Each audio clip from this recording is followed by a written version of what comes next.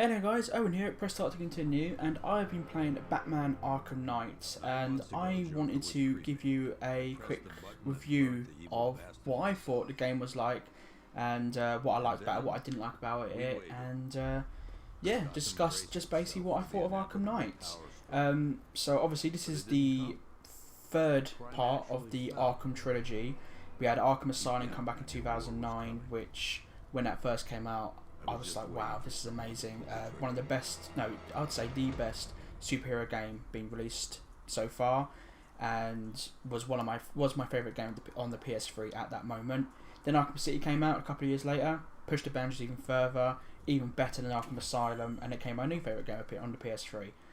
So now we've got the Arkham Knight. Obviously we did have Arkham Origins in between, but because it wasn't done by Rocksteady, it's not part of the original, the official trilogy. So I'm not counting it towards these three games. But yeah, Arkham Knight came out, and yeah, basically we're just going to see if it pushed the boundaries as much as the previous two titles did, or was it not as good as these other two. So the story of Arkham Knight is set 1 year after the events of Arkham City, and the Joker is dead. Just like what happens at the end of Arkham City, he's completely dead, that's it, he's gone. It seems like Gotham has become a lot safer in this past year. Crime's has gone down by a massive amount. Like Batman and Commissioner Gordon were worried there was going to be some sort of power vacuum, but it hasn't really seemed to have happened. But they both feel like something bad is going to happen anytime soon, and lo and behold, it does. Scarecrow happens. Scarecrow comes out and threatens the entire Gotham City with a fear toxin bomb, which is going to detonate and just basically make everyone go insane. So the city is evacuated of all the civilians, leaving only the police and the criminals, and that is it to run the city. So Batman has got to help the GCPD in foiling Scarecrow's plans and taking him out, basically. But Scarecrow, it's not just him, he has sort of teamed up with a range of Batman's rogues as well, including Two-Face, Harlequin and the Penguin, just to name a few. But Scarecrow has also got a second in command helping him out as well, and there's actually a new villain to the Batman series, and he's called the Arkham Knight. Now, the Arkham Knight seems to be some sort of veteran fighter. He's very good at fighting, he's very good at guns, and he's also got a massive army of troops and drone tanks as well. So he's basically helped the Scarecrow by amassing this massive army to try and kill. His mission is to kill Batman. He's clearly got some sort of vendetta against him, and you can tell just by the interactions that he obviously knows who Batman is, but obviously we don't know who he is. And I quite like that bit of the story where you're sort of trying to figure out, who could the Arkham Knight be? Is it this person? Is it this person? You slowly get snippets throughout the game to sort of give you clues as to who it could be. You do obviously find out by the end who it is, but I really like this part of the story, sort of the guess who the Arkham Knight could actually be. Sort of people who are big Batman fans might be able to work out a lot quicker than others. I mean, I didn't really figure it out until not that far. Sort of it wasn't that far before I found out who it actually was in the game that I figured out, okay, could be this person. But it's quite good. I do like that. So the story then leads Batman around the entire of Gotham City. So it's not just like one little area like in Arkham City where you've just got the little city there, or Arkham Asylum you've just got the asylum. You can travel around the whole of Gotham City this time, and the map is absolutely huge. You've got 3 big areas that you can travel around, which is great because it just basically expands the entire of Gotham, so there's more places to travel around.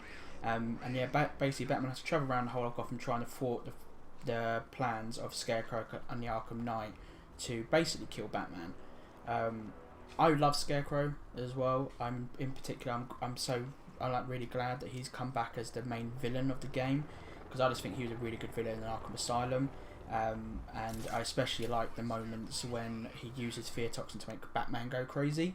I just thought these were some of the most memorable parts of Arkham Asylum, so it's really good to have him back, because again, he has these moments where he injects Batman with the fear toxin and it makes him go crazy, and you have to do some like really weird sort of parts of the story, and I really like these parts. And yeah, some of these hallucinogenic parts sort of they crop up quite often throughout the game. So after about the past couple of hours, you get injected, and then loads of crazy stuff starts happening throughout the game. And, like, at first it's slow, and then it starts getting more and more as the game progresses. And it also reunites Batman with an old friend of his. I'm not going to tell you who it is because it'll ruin it, but it was a big surprise when I saw him, and I thought this is really cool. It's not just loads of villains that are in this game as well. There is quite a few good allies that help out Batman. You've obviously got James Gordon, Robin, Nightwing, Oracle, Catwoman's there as well.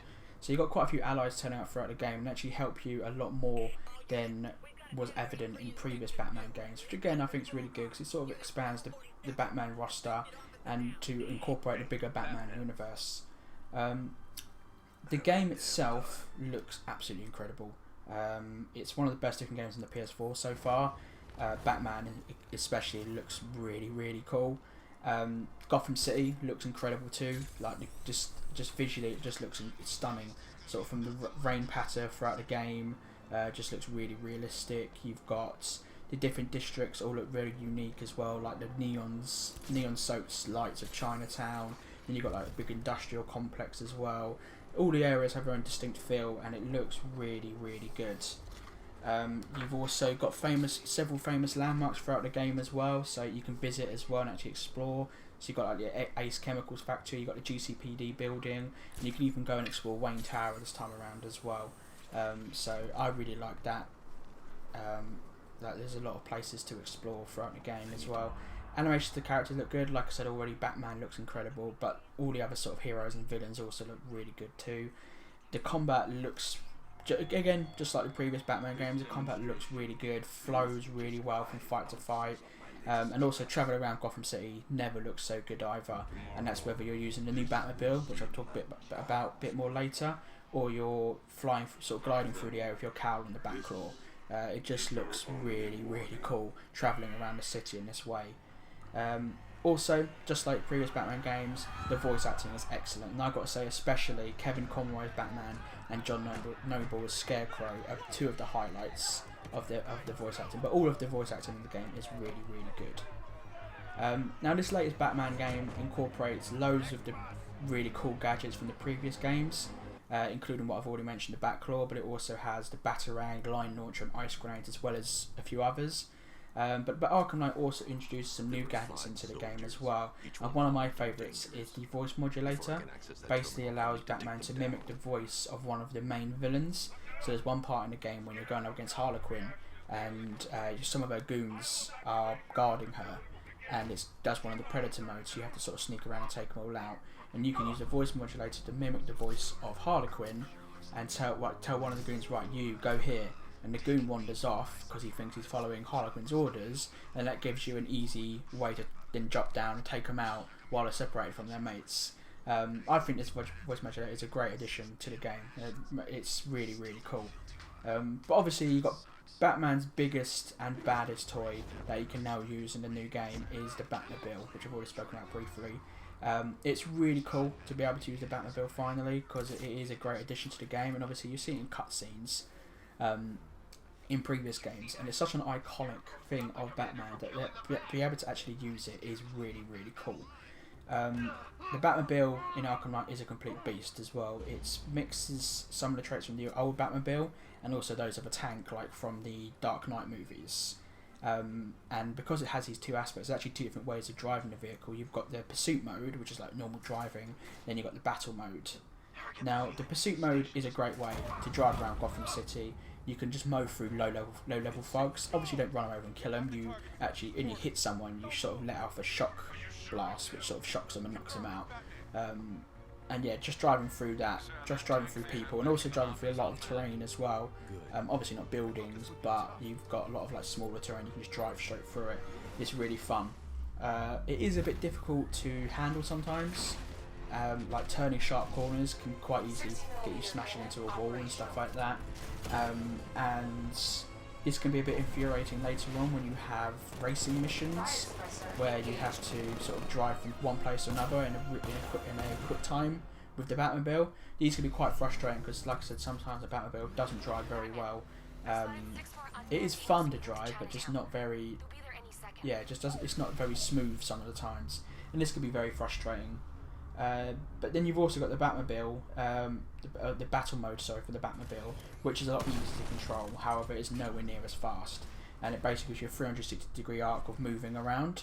And this is obviously used whenever you're having any sort of battles with the tank drones that crop up throughout the game. You've got loads of different ways you can take them out as well. You've got a Vulcan chain gun, which is like almost like a machine gun. You've got a big 40mm cannon. You've got anti-tank missiles. You've even got like non-lethal suppressor rounds as well. So if there's any humans about, you can shoot them with the non-lethal suppressor rounds and still take them out. So you've got a few different ways you can take people out with the battle mode on the Batmobile. The battle mode, I got to say though, like when you actually start taking out some of the tanks, it's fun at first. The first couple of times you do it, it's quite fun, but it does get a bit tedious after a while, because the Arkham Knight game does try to sort of force it on you quite often. So it's like, right, Batmobile, you have to use it, and it's like, but I want to do other things. It's like, no, you have to use Batmobile, and it does after the 10th time of having the Batmobile battle, and it hasn't really changed much since the first time you've done it. It does get very tedious, I found. And it almost seems like a bit more of a chore than actually having fun with the game. So I think it could have benefited more from having less of these Batmobile battle modes and just having them on special occasions. That's sort of really the only downfall so far with the Arkham Knight game. But I mean, aside from the Batmobile, both the combat and the Predator mode, and like I've already said, travelling around the city is really, really good. It just flows really well. The combat especially just flows really, really well. You've got loads of, obviously you've got all the gadgets from the old one you can use in the middle of combat to take people out. But you've also got a few new things you can do as well in combat. You've actually got interactable environments on this one. So there'll be certain points where there'll be like an item which will glow slightly blue, and that means you can use that to take people out instantly. One of my favourite ones is like there's an electrical thing on the wall, and you just basically grab one of the goons and just throw their face into it and electrocute them. I'm not sure why this doesn't count as towards one of Batman's sort of non-killing rules, because surely someone would die by being electrocuted, but maybe they just get knocked out, who knows. But this is especially useful since some of the more powerful enemies, like those big brutes like from previous games, you have to face off against. This is a great way of just taking them out. You've also got, you can also actually pick up items as well this time around and pick them up and use them. So you've got like baseball bats and boxes, things like that. You can just use them to wail on your enemies as well. So I really like the fact that it's still got the core gameplay from the previous Batman games, which is really good. It doesn't really need to be changed that much, but has added new bits into it as well. You've also still got the Predator mode, which I mentioned already. Again, still just as good. You've got all the old gadgets again you can use. You can use the environment to sneak around taking people out. You've got a few new things in there. I've already mentioned the voice modulator, which is a great addition to help take the guys out. But you've also got the new Fear takedown as well, which basically allows Batman to take out up to 5, like once you've fully leveled it up, allows you to take up to 5 enemies out in like literally like a couple of seconds. Like it sort of comes out, smashes someone in the face, and it goes to slow-mo, and you can just sort of take out 5 enemies in quick succession. This is a great way of taking down enemies when you've got a bunch of enemies with guns all together and they won't separate. You can just do a Fear takedown, just go boom, boom, boom, boom, boom, take all 5 down out within seconds. You don't get shot once, which is really cool as well. Another great addition to the Arkham Knight game is the introduction of dual takedowns you can do during combat, and there's actually one Predator scene that you can use this special ability with as well. And during these parts, you basically team up with one of your allies. So there's Robin, you got Nightwing, Catwoman as well. You team up with with one of these guys in certain parts throughout the story, and then you have to fight off against loads of enemies. This is really cool because it allows you to do special takedowns, which you do by by doing bigger combos. You can then push L1 and you do this like devastating dual takedown. Like one of them sees Batman start smashing someone into the air, then Catwoman will jump in, leap onto the enemy, and just smash him into the floor. And it looks really brutal, and it's it just instantly takes that enemy down as well. And the cool thing about these parts is that you can actually switch over to that other ally as well. So when you do a dual takedown, like see for instance you're Batman, you're teamed up with Catwoman, you do a dual takedown, Catwoman will come in and smash him in the face, and then you'll actually control Catwoman, And you can just switch between between the ally and Batman as well, just by pushing L1, even if you haven't got your meter up.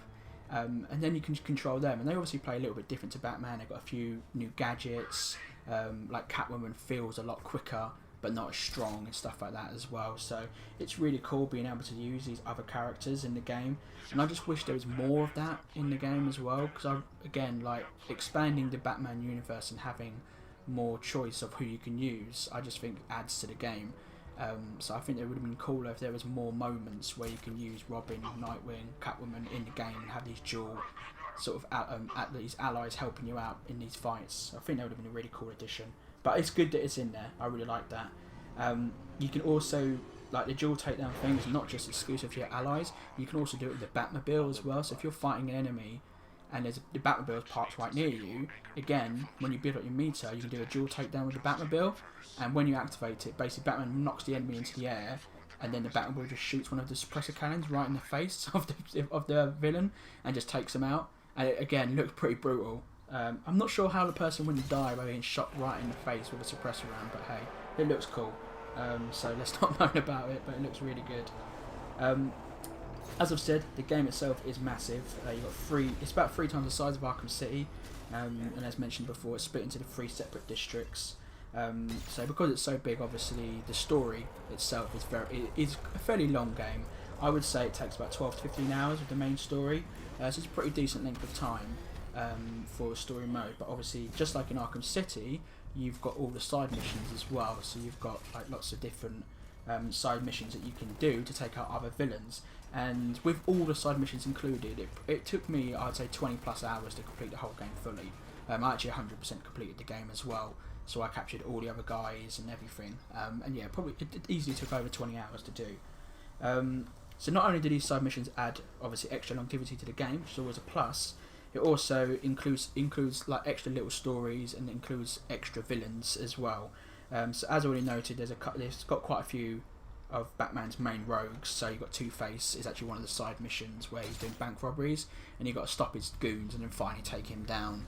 You've got another one where the Penguin is driving around basically doing gun trafficking around Gotham City. So again, you've got to track him down, take out his goons, and then finally take him down as well.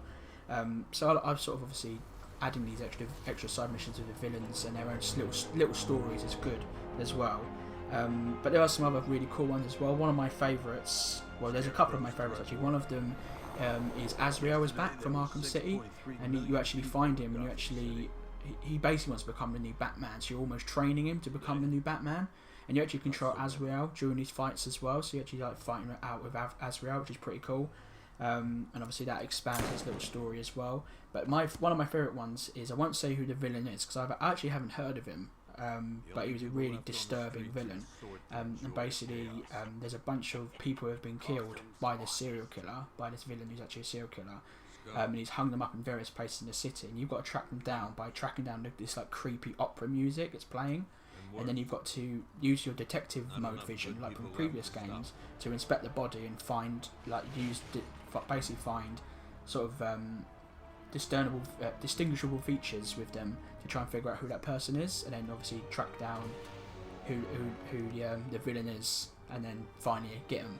And it's a really cool extra side mission on there as well. And like I said, the villain that you actually find out who he is really disturbing. That's not to say that all the side missions are good. There are a couple of ones which aren't great. One that I really didn't like is the Firefly mission. I don't think Firefly's a very good villain anyway. He was in the Origins and he wasn't a great villain there, and I don't think he's a very good villain now either. But you have to use the Batmobile to basically chase. He's flying around the city, burning stuff, and you've got to chase him with the Batmobile, which I've already mentioned. I don't like doing that much anyway. And then you have to take him down. You have to do this in three separate occasions throughout the city, and it just gets really boring, and I just didn't like it at all. But obviously you've got one side mission which is always bigger than any other side mission, and that is the Riddler. The Riddler is back again, and what I like about this one is that he's actually incorporated slightly into the main story mission.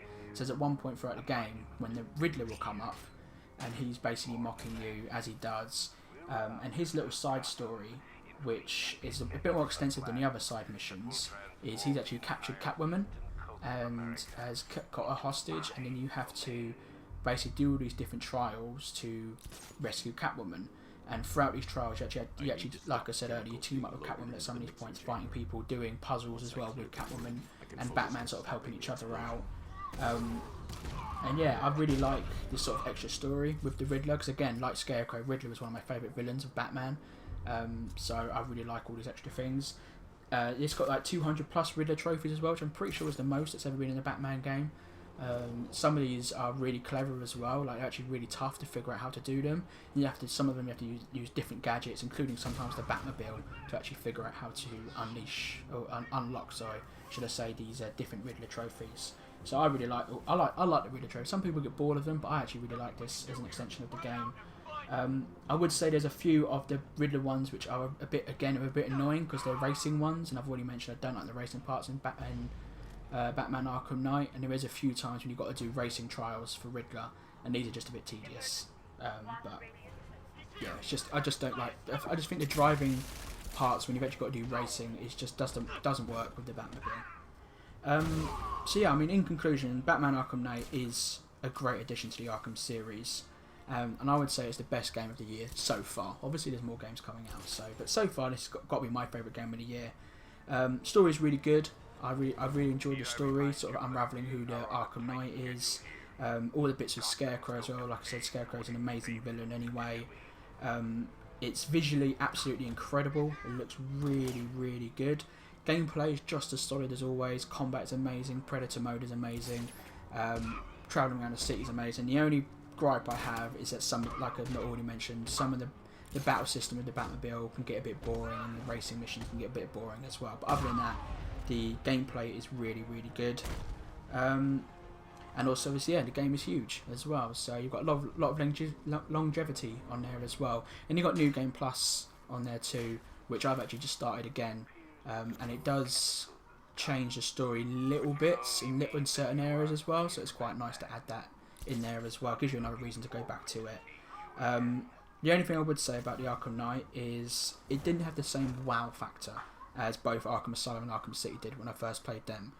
Don't get me wrong, Arkham Knight is a great game, but when I first played Asylum I was like, wow, amazing. When I played City, wow, even better. I played Arkham Knight and I was like, this is really good, but this isn't wow really good. So I really do hope that Rocksteady stick to their guns and do say this is the final one they're doing in their trilogy, and they move to a new IP and start a new game, a new character, maybe Superman or something like that. I think that'd be really cool. But yeah, this is still definitely a really good game, and I've actually bought the season pass, so I'll be playing the DLC when it comes out as well. Because I've already had a go of the Harley Quinn and Red Hood DLC. And they're both really fun. So yeah, I definitely want to play the DLC when it comes out too. But yeah, I mean, I would easily give Arkham Knight a 9 out of 10, easy 9 out of 10. But yeah, I'd definitely recommend playing this. It's going to be one of the best games of this year. Hey there guys, thanks for watching this first video review of Batman Arkham Knight on the PlayStation 4. I hope you've enjoyed it. If you did, then please leave a like and also leave comments in the section below. And also, if you subscribe to the channel, you can check out all the other videos on there already, as well as check out any new videos on there too. And if you did like this video, then yeah, again, let me know, and I will continue to do more video reviews in the future. Thanks a lot then, bye!